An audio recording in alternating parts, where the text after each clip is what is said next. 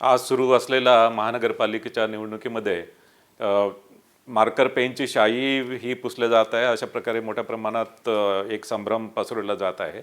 त्याबद्दल माझं सांगणं आहे की ही शाई जी आहे ती इंडेलिबल इंक आहे आणि इंडेलिबल इंक भारत निवडणूक आयोग जी इंडेलिबल इंक वापरतो तीच इंडेलिबल इंक आहे, मात्र ती मार्कर पेनच्या स्वरूपात आहे. आणि हे मार्कर पेनच्या स्वरूपात राज्य निवडणूक आयोग हे 2011 पासून हे मार्कर पेन वापरत आहे. आणि यामध्ये ही शाई आहे, ही शाई ॲक्च्युली पुसली जात नाही.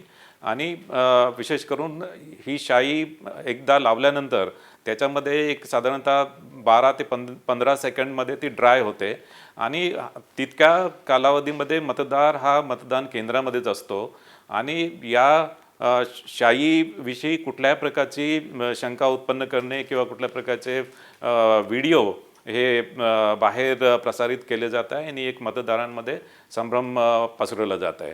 याशिवाय मला सांगायचं आहे की मतदार हा मतदान केंद्रामध्ये आल्यानंतर मतदान प्रतिनिधी असतात, जे उमेदवाराचे मतदान प्रतिनिधी असतात ते मतदाराची ओळख पटवून देतात आणि ते ओळख पटवल्यानंतर त्या मतदाराला मतदान करण्याचा हक्क असतो. त्यांना त्या मतदाराबद्दल काही ऑब्जेक्शन असेल तर ते ऑब्जेक्शन ते प्रिसाइडिंग ऑफिसरकडे नोंदवू शकतात आणि त्या अनुषंगाने त्या मतदाराची चौकशी होते. एखादा मतदार मतदान केल्यानंतर पुन्हा मतदान केंद्रामध्ये आला तर त्या संदर्भात आणि यामध्ये मतदान प्रतिनिधी आणि प्रिसाइडिंग ऑफिसर हे त्या संदर्भात तपासतील आणि त्यांना जर आढळून आला की तोच मतदार पुन्हा मतदान करायला आला तर त्या मतदारावर कारवाई केली जाईल.